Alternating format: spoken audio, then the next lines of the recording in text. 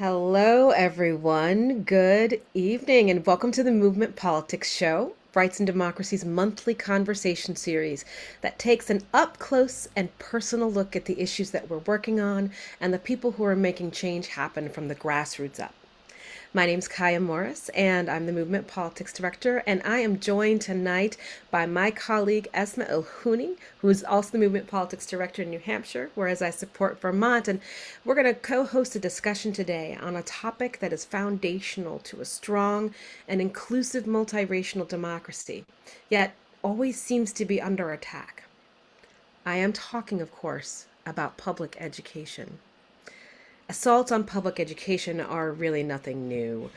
These issues go back for several decades and are really rooted in some of our largest challenges that we have right now.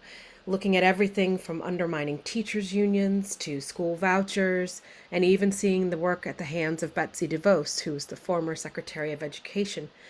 Education has really long been the low-hanging fruit for political agendas and for seeking to really dismantle our public resources.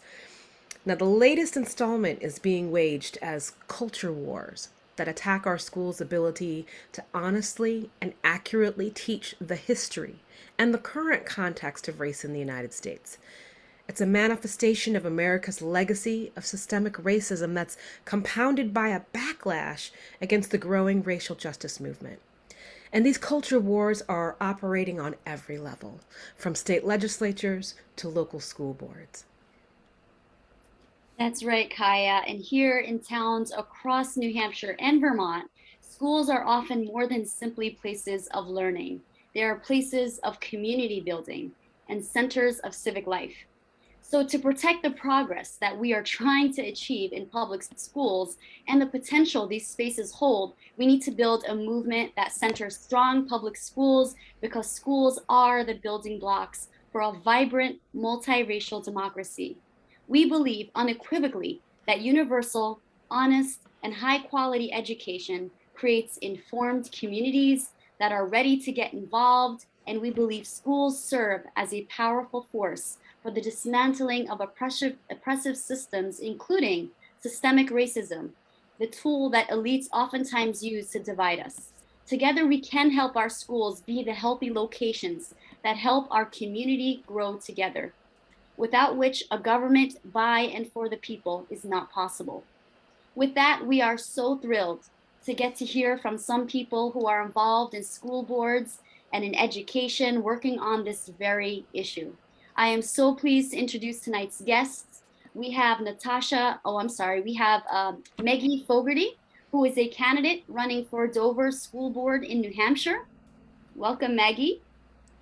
We have Chris Potter, who is a candidate running for Manchester School Board in New Hampshire. We have Laura Taylor, who is a candidate running for Essex School Board in Vermont. So thank you all for being here tonight. We are super excited to having you. Thank you so So, much. thank you. Thank you all. It's so wonderful to come into community with you and for your willingness to be a part of this important conversation. So, to start us off, we'd love to hear actually a little bit about you and a little bit about each of your backgrounds. How did you get involved in education and thinking about using education as a change agent within your communities? Laura, would you be willing to start us off? Absolutely. So I have been a public school teacher for 20 years. I've taught high school Spanish up in Milton, Vermont. And I've always been a passionate advocate for public education. And the last year or so, I've been paying more attention to my local school board, and I've been seeing some things that were concerning. And I started a Facebook group in my community, and we hit 450 members today. And that group we kind of keep them updated on what's going on with our school board and keeping them engaged and getting people to attend meetings, to contact their school board reps, and to lend their support to specifically our equity initiative that was passed earlier this year. That's fantastic. And so, what kind of got you interested in thinking about running for the school board itself? My town elected someone to the school board that I feel does not, well, who's about vouchers and just is very anti-public education. And I just felt compelled. I couldn't stand hearing the things that were coming out of her mouth. And it really propelled me to kind of put myself out there and to take a stand and stand up for public education. Thank you for that, Laura, and thank you for running. Maggie, would you be willing to share with us a little bit about your story and why you chose to run for office? Sure. Thank you so much. I'm really happy to be in this conversation. So my name's Maggie Fogarty. I live in Dover, New Hampshire with my husband, Tim. We raised our 2 kids here. We've lived here for 23 years. So my kids went through the Dover public schools and had a great experience. My own professional background, I've been a social worker in the Seacoast area for several years. And then for the last 14 years, I've been a community organizer and public policy advocate. So I've paid attention to education, certainly as a parent, as a local Dover taxpayer, showing up occasionally at school board or city council meetings to speak in favor of the teacher's contract or some such issue like that, but not as a steady presence there. And in my work, I've watched as our state budget has and our tax policies have done harm to public education. But I hadn't been involved at the granular level in the policies, the key issues, the challenges that our local school board is facing. I have a lot of friendships with teachers, but hadn't been doing much. And then some of our Dover elected officials were noticing that there wasn't a candidate surfacing for the Ward 1 school board race. And in times like this that can be really toxic, and municipal elections, which already have low turnout, the risk is real that somebody would simply go for that seat because they were a single issue person or because they actually don't believe in public education. I mean, we have a state commissioner of public education, commissioner of education in New Hampshire that is not a believer in public education. So it's a strategy to get into those positions and then start dismantling. Anyway, not to go on too long on that. But so I tried really hard as an organizer. I tried to find somebody to run for the Ward 1 seat, people who know school policy, retired educators. And they all had good reasons for why they couldn't take it on. And I just realized that in these times that I cared enough about what was at stake to step into this myself. So I'm in a steep learning curve, but I'm really eager to participate at that level of my community. Wow, thank you. And thank you both for highlighting how important it is to have folks in local seats and in local races, and why it's important to bring a broad spectrum of voices, as those seats can be taken by those that really have one thing in mind. And that is not what our youth, that is not what our communities need at all. Chris, we'd love to get to know a little bit more about you. Yeah, first of all, thank you for hosting this conversation. My name is Chris Potter, running for school board in Manchester, Ward 7. I came to Manchester in 2012 to be in the program City Year, and was a tutor and mentor to students at Beach Street Elementary School, which is one of the most diverse schools in New Hampshire. And also did attendance coaching and social and emotional instruction, all for the purpose of getting kids back on track to graduate. And in the course of that, and then joining the staff of City Year for 4 years, met a lot of students with really serious challenges at home, and saw that the schools lacked the resources to make sure that they had a good opportunity in life.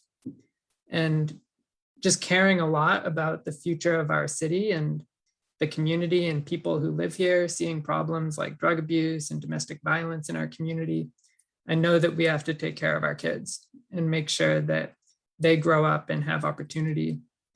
And there are some specific things that I believe that the school board can and should do to make sure that kids have good outcomes. And that's why I decided to run myself.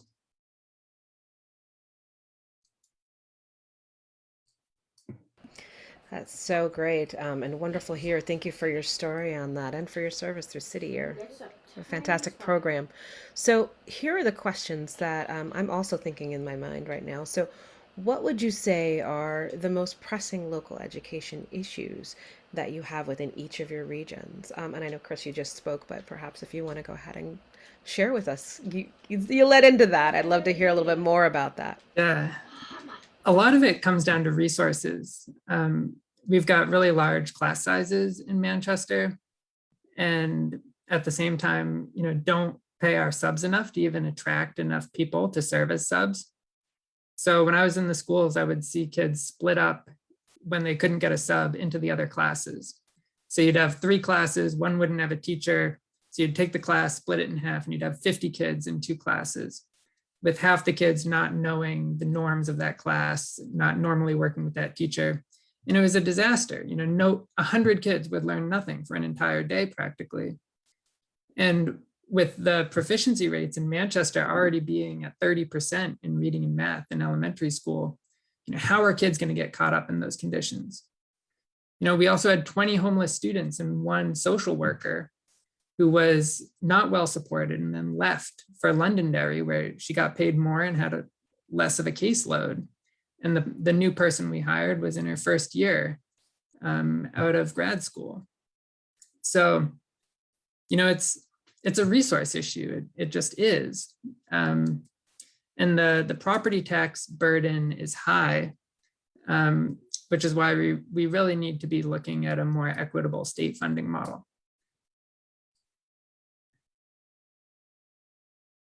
Thank you for that, Chris. Again, more powerful stories that are coming from the field to think about. Laura, do you want to share with us? And then Maggie? Sure. And speaking as a teacher as well, I think one of the things that is most eye-opening for people is after the pandemic is that schools were supporting so many students in ways that people didn't know about. We were, providing food. We were providing, medical, trips to medical appointments. And I think the pandemic sort of ripped that Band-Aid off, and now people are like, oh, okay, like our schools are a lot more than just a place where our students go to learn. And so that's been good that people are starting to see that. But as Chris said, it's a resource issue. People don't want to see their taxes go up. People don't want to pay for someone else's kid to go to school, which is like not how it works. And I think it's a lack of understanding of how the public school system works. And excuse me, I think raising awareness of that for the community and to get some community buy-in, because I think if parents have children who are either too young to not be in school or are out of school, they're kind of tuned out. And it really is a community issue. All of our students are our future. They're our investment in our future. And I think getting that message across to everyone to get that buy-in is really important in my community in Vermont. For certain. That definite disconnect between you're raising the taxes and what am I getting for that money, and not seeing what students aren't getting, what educators aren't getting, what your school staff are not receiving, the facilities themselves, what they don't have when you're working at a constant deficit, and how it is a community initiative. I appreciate that. Maggie, please, what are the issues happening in your community? Yeah, well, it won't surprise you to hear some common themes of funding resources at the local level. And Chris named some of the significant drivers. I mean, the issue of inadequate funding for probably most New Hampshire schools is longstanding. We chronically underfund public education in this stingy state. We have regressive taxation.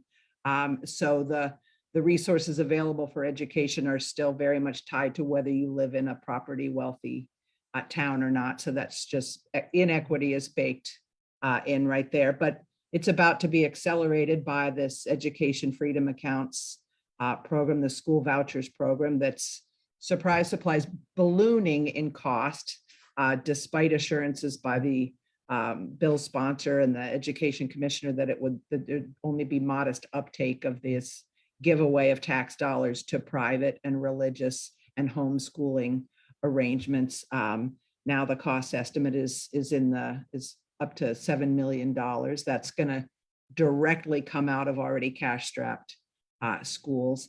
And then sadly, we're going to end up fighting each other at the local level because we can fall into this trap that only parents of school-age children benefit from investments in the school, like somehow forgetting that that's how we build out community health and well-being and sustainable, vibrant future for our community. So, and there's lots of ways that just erodes the public dialogue and it divides people from each other. So, and then all of this is exacerbated by the pandemic when you have exhausted teachers trying to teach on multiple platforms, coming out of a year where my heart breaks to think about what it must have been like to wake up every Monday morning and know that another week of just being absolutely stretched to the breaking point was in front of you.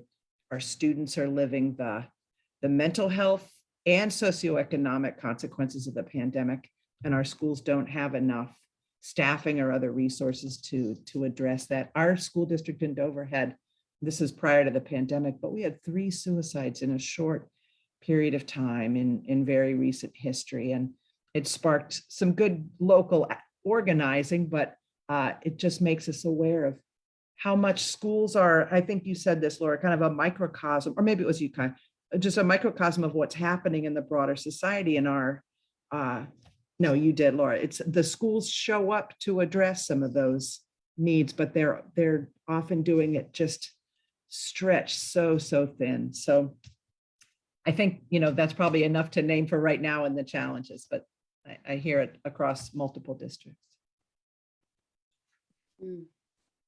Thank you so much. And thank you for naming funding, equity, and also mental health. That's really important and vital in our community. So I know that all of you here today are very much engaged in your communities, and it's one of the reasons why you're running.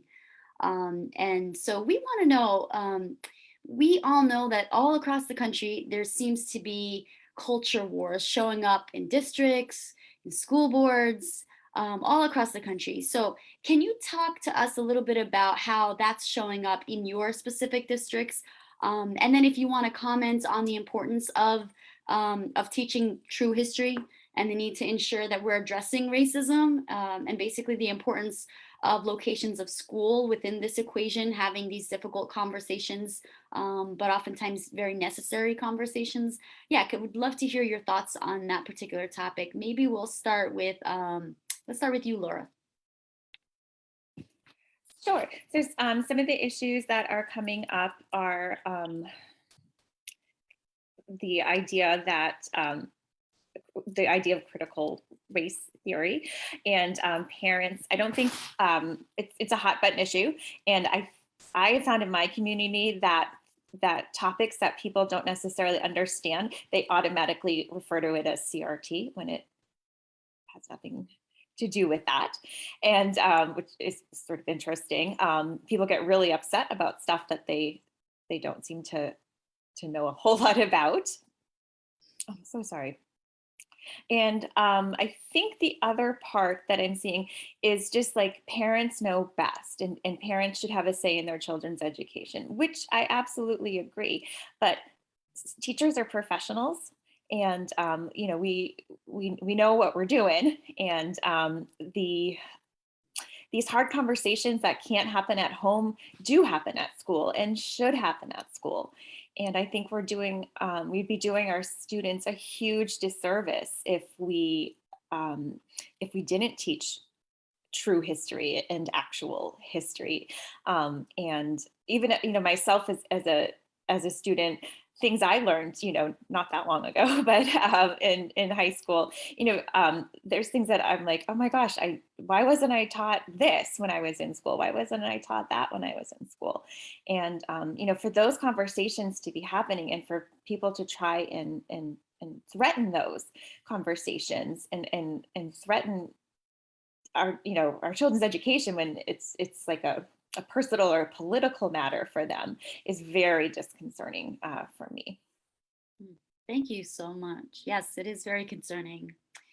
I'd like to hear your thoughts, Maggie, on this particular topic. How has this shown up in your district, and do you have any thoughts on this? Yes, of course I do. So I'll speak to the banned concepts law that New Hampshire has now that kind of came into being with our state budget. But then the culture wars are taking other forms as well that I'll just try to quickly list. But I was talking to a school district administrator today who I thought she said it so well. Well, I'll back up to say in 2018, the Dover School District had a pretty highly publicized incident of a teacher at the high school teaching about a post-Civil War history. And he gave his students an exercise to somehow lift up what they were learning, either in a song or some other kind of exercise. And students, a small group of students, wrote a jingle about the KKK, and a student filmed that in class, and it caused quite a shock. And maybe not everybody was shocked. Who knows, how much work we still have to do in understanding racism and other forms of oppression and how they live within our communities. But anyway, it was a very difficult period of time for the school. There were some public forums and training opportunities so we could kind of confront what that was revealing about whether our communities are safe for students of color. And this administrator said to me today, just as we're starting to build some of the courage to have the difficult conversations and to hold the mirror up to ourselves, this HB2, prohibition on teaching about, basically about teaching about things that make some people feel uncomfortable, then just smothers that, or can potentially smother that progress with fear about, am I going to be recorded in the classroom? Are parents going to organize these Freedom of Information Act requests to get all of my emails as I'm planning curricula with my, grade level teacher teams? And so there's just a lot of, I think, heightened vulnerability and fear and confusion about what exactly is prohibited here. There was some guidance from the Attorney General's office that I think a lot of people have not found very helpful at all. But school districts are trying to find a clear path forward. I think they sincerely are trying to live with this until it gets repealed, which hopefully it will as soon as possible. But just the day-to-day, we don't need this additional hesitation to have the kinds of brave and complicated and painful conversations if we're ever going to face the reality of white supremacy in our local communities and in our institutions, and to create students that are capable of, or create student capacity for critical thinking and self-reflection and listening across difference and all of that. So I think you asked, what are the effects? I think maybe I'll let Chris chime into this conversation, and then we can talk about additional aspects of the culture war. Thank you. And I appreciate you bringing in HB2, divisive concepts, as a law. And as you beautifully stated, it's the fact that this is actually, it has no teeth, but it's keeping teachers from teaching what they possibly could be teaching out of fear of breaking some law. So it's great to have you running for school board to ensure and give confidence to the teachers that they can actually teach true history and the inequity in our communities. Well, Chris, thanks. And I think school boards can say to their teachers, look, we have your back. We want you teaching the truth. And, anyway, so that's a role for us. That's a really good point. When the teachers know the school board have their back, that's really important and vital for communities to feel the strength to be able to do what they want to be doing. Chris, your thoughts on this particular topic, this hot topic? Yeah, so the divisive concepts language in HB2 prohibits teachers from teaching that a person is inherently bad because of their race or gender or anything else, which no one is teaching anyways. But the problem is that a parent who simply doesn't like teaching about America's history of racism could go to the school board, go to the superintendent, and make an allegation that that is what was taught, which would be a huge headache for the teacher and the school board, whether it was true or not. So even though, teaching about racism isn't illegal, it still, has this chilling effect on our teachers, which is obviously why it needs to be repealed. Manchester, where I'm running, is one of the most diverse, probably the most diverse district in New Hampshire. We have a lot of students of color. We also have a lot of poverty. And Manchester has been investigated by the Office of Civil Rights in the Justice Department for the lack of students of color in its AP classes. It's clearly inequitable. The finding demonstrated that in 2014, and essentially nothing has changed. The district agreed to a path forward with the Justice Department that has been completely ignored for 7 years. So I want to give a shout out to Granite State Organizing Project's Young Organizers United, which is a group of all Black students, or predominantly Black students in Manchester, that's organizing a campaign. Well, they already won one campaign to get a student representative on the school board, and are now working on getting a comparative American cultures class in the district, which is really important. You know, we need to raise a generation that understands the value of diversity and is capable, has the skills to create inclusive communities. And you know, that's actually like a job skill that employers are looking for now anyways. And it's really important that we include that in our school curriculum. If I could add one more thing, the biggest culture war in the Manchester district right now is whether masking should be optional or not. That is a very loud topic of debate at public comment in the district. And our administrators have done a great job in following science, despite the few very vocal opponents to that. So credit to them. Thank you so much. And I guess a follow-up to that would be, what do you all think would be successful in addressing and shifting public sentiment around this issue? We just need time to pass.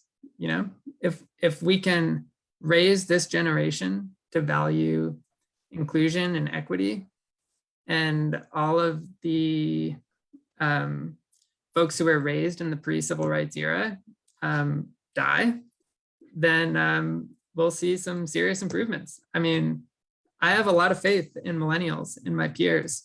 And when we are leaders in this country, we'll start to see change a lot faster.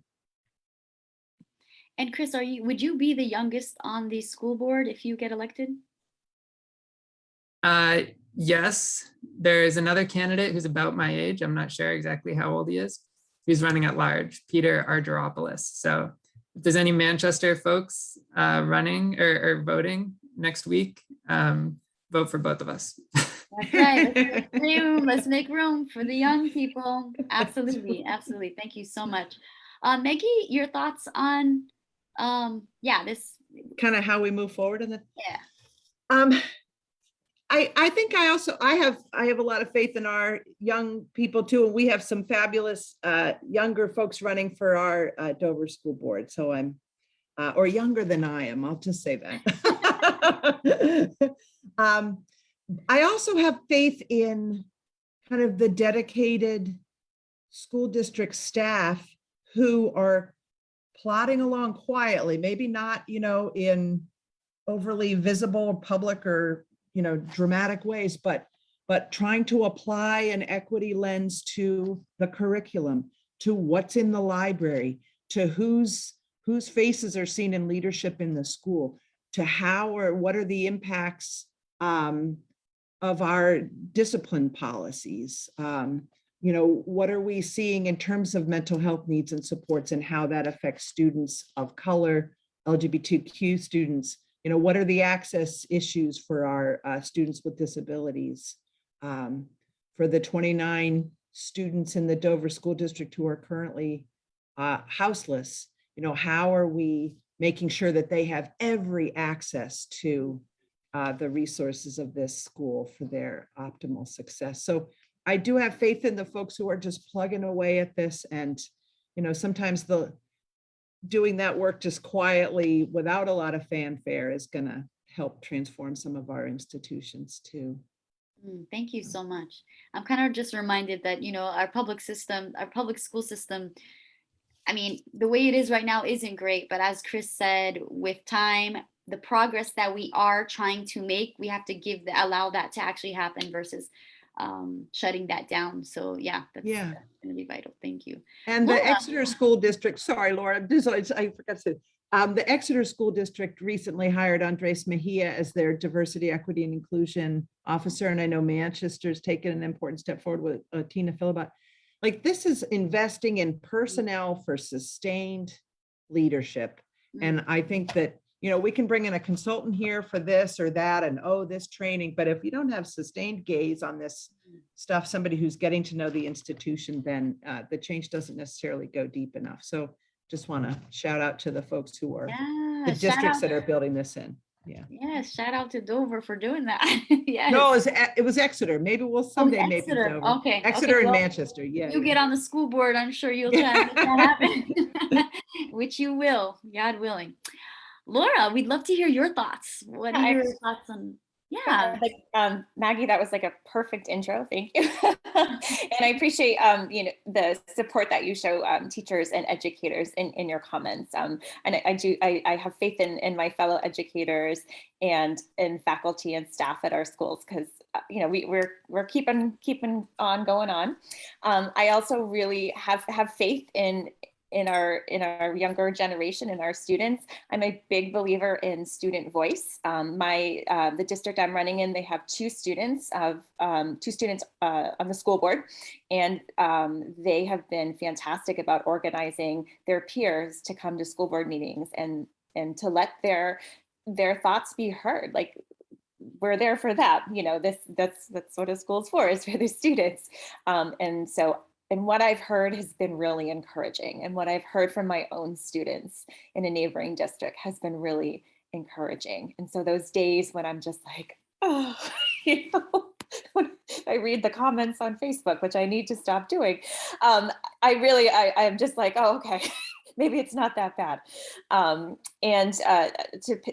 Maggie's other point, is the districts in my area are investing in sustained change. Essex has an equity director. They're hiring for a restorative practices position. They have reframed the school resource officer. It's a different position, and those are some big changes. And there's been a lot of pushback, but the administration and the teachers believe in it, and they kind of they listen to the difference of opinions, but they don't give into it. It is a small group, but they're very vocal and they're very angry that these changes are happening. But I really have to hand it to admin, faculty, and staff for just plugging ahead, because they know what's right to do. It's the right thing to do. This is a really, truly powerful conversation, and thinking about the role that school board members can provide in helping educators and those that are literally on the front lines of this battle for our future, for our communities, for our economic viability, for our youth to grow up to become global citizens, for our families where we have grandparents who are doing parenting. So much that's happening, and those needs that are all baked into this space, this important space, to have voices that are very clear and saying, I've got your back. And we do understand the nuances of what's happening, and we are trying to hold those for you, and we will do the best we can to vanguard that. That is a powerful, powerful thing for those who are feeling overwhelmed, beaten down, and sometimes as though they are alone in these battles. To have that one person often can mean all the world of a difference. So I'm grateful for each of your courage in doing this. So when we're thinking about this as school board candidates, I'd like to actually get a little bit into what's happening within your races. What's going on within your particular race to claim that seat as the next and best candidate for the school board in your area. Kind of thinking through a little bit of what does that mean for others who might also want to consider running in the future, what you've learned already into this part, and what you've learned from this that might help other community members want to get more involved in being engaged with their school board or seeing themselves in those seats of power. I'd love to start with Maggie if we could. All right, great. So that was several good questions together, and I mostly remember the most recent one. So I'll start there. What I have learned, we've gotten great support locally from more seasoned campaign support folks who gather us once a week to say, here's what a palm card is, and here's a list of faithful and occasional voters, and here's how you could use this list, and here's the kind of supports you might find helpful so you don't burn yourself out. So there's actual campaign expertise that is being generously shared and is extraordinarily helpful, because it's different than community organizing. The tools are a little bit different. The way you have to think about it, you're talking about yourself and not necessarily just about an issue.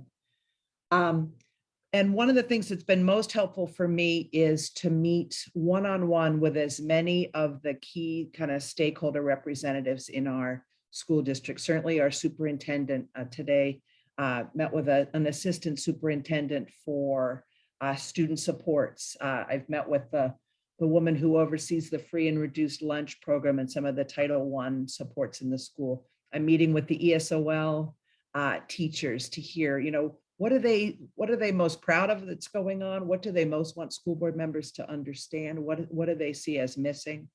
Talking to teachers, of course, to get their experience, listening to parents, sometimes whose children's needs have not been well met in the school system. That gives a good insight from their perspective.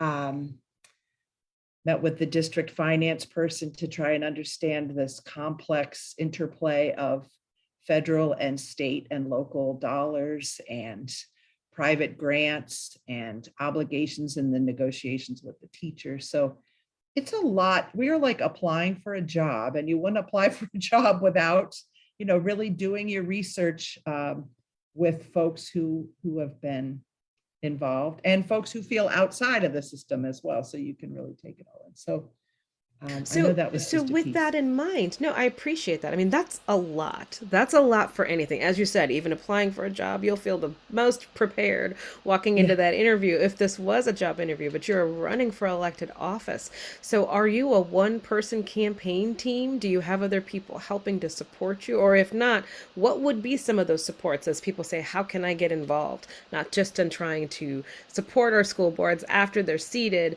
and supporting our school systems after they're already functioning, but how do I help those who are trying to get into those spaces to make that transformation? So I am running unopposed for my seat. So I don't need quite the same elaborate infrastructure that other people in contested races need. So I probably, of those of us on this, have an underdeveloped sense of how to build out the supports that you need.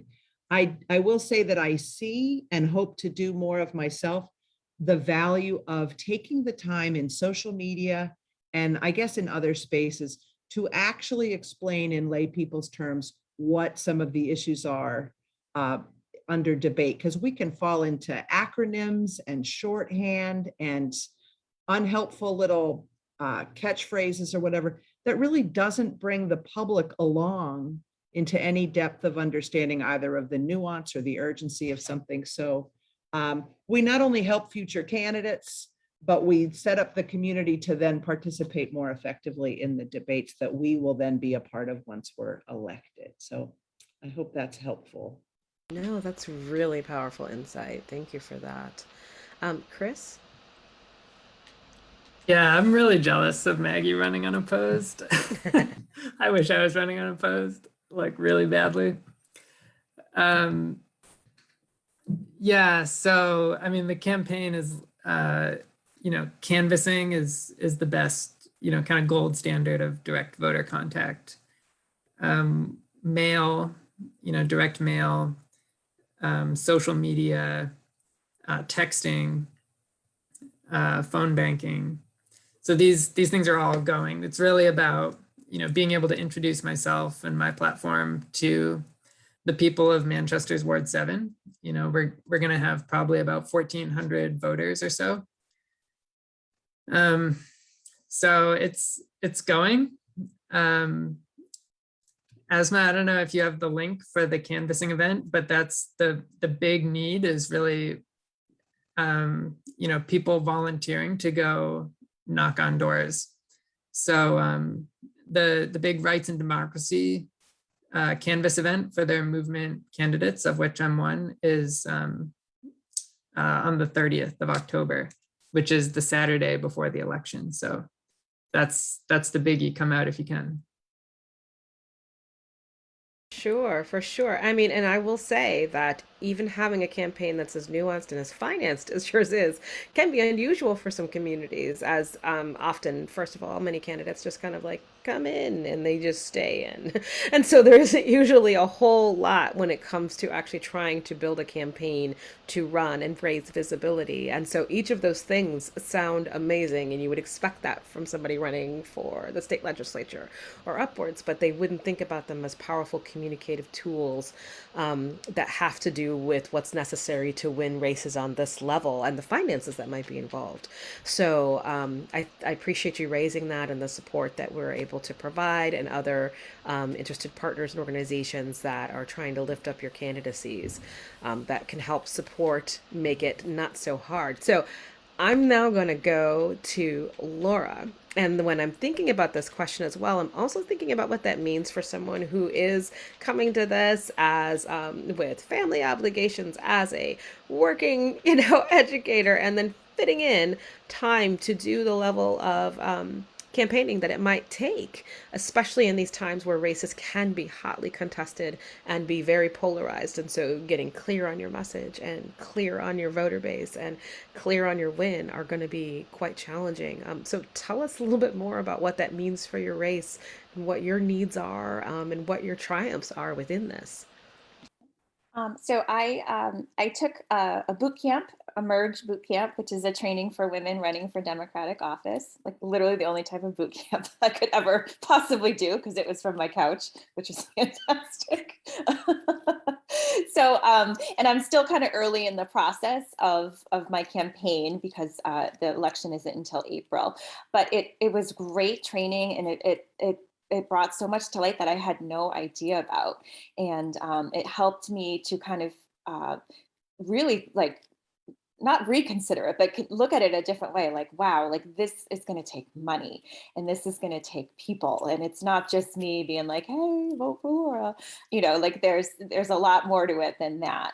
But I'm still ready to go for it. I'm excited for it. And I'm confident. I think I have a pretty good shot at being elected. I have no doubt that someone will run against me who is probably the polar opposite of my views. It's people at Essex know me and know where I stand on things. And I think I've alienated a small group of people who probably will run against me, and that's fine. That's fine. I'm happy for debate. I'm happy. The more people involved, I think is fantastic.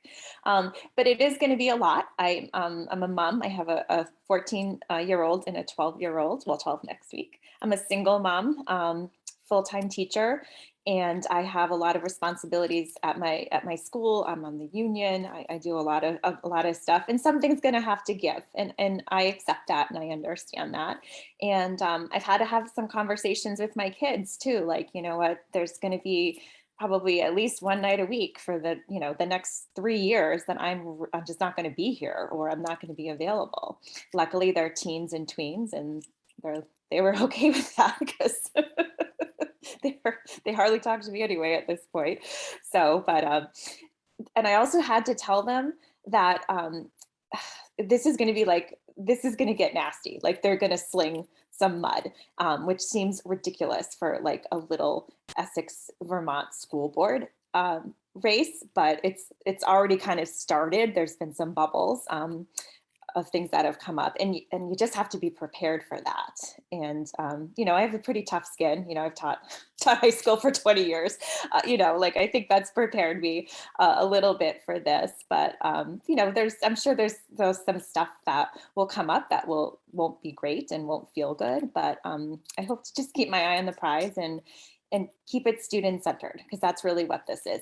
I know it's become a political campaign, but for me, it really isn't. It's about centering it on our students. Well, thank you so much. Really, realistically, I would love to continue talking to you all, hear more, but unfortunately, in the interest of time, I want to make sure our listeners can plug into your work to see how they can support you all. So again, I want to thank all of our guests for sharing their experiences with us today, and their visions with us. And it's been an amazing discussion. We look forward to seeing what's next for all of you in this amazing group of people that we've had today. We wish you the best of luck in your races, and we'd like to invite everyone who's listening today to get involved and support them, because we can't get our people in unless we have people supporting them. So the first thing I'm going to ask is, we heard from Chris Potter. He is running against someone, so he does need help. That means, one, you need to donate to his Act Blue. We're going to drop his Act Blue page in the comment section. So please go ahead, go to his Act Blue, donate. And then, as he said earlier, Rights and Democracy has organized a canvas for Chris Potter on October 30th. Please come out. It's fun. It's a great way to go out with someone, knock on doors, get to hear from community members. It's quite enjoyable. So please come out for him, and we'll give you the link to this Facebook event page. Also, you'll find that in the comment section as well. For Maggie Fogarty, I'm going to share her Facebook events Facebook page. Maggie, do you have a face? Yes, you do. Okay, we're about to drop it in the chat right now. Meg, follow her. She's running unopposed, but still we need to support her. Just show the love. So make sure you follow her, show her all the love if you can. And then Laura, if you have something, please send that. We're gonna drop that in the chat as well if you have something for you. And then we want to let everyone know that please do not forget that this week is RAD's annual membership drive, and we're trying to be self-sustaining. That means we're trying to rely less on donors, and so that we can be self-sufficient, so that we can basically lead our movement. So please, if you can, please become a member. We're going to drop those links on how to become a member of RAD. And then we have our 6th annual membership assembly on November 14th. Please join us. And last, there's this awesome event that American Friends Service Committee is having on November 6th, the celebration of Black and African immigrants. Please do join. We're going to put that in the chat as well. And I'm going to call on Kiah to give the last remarks.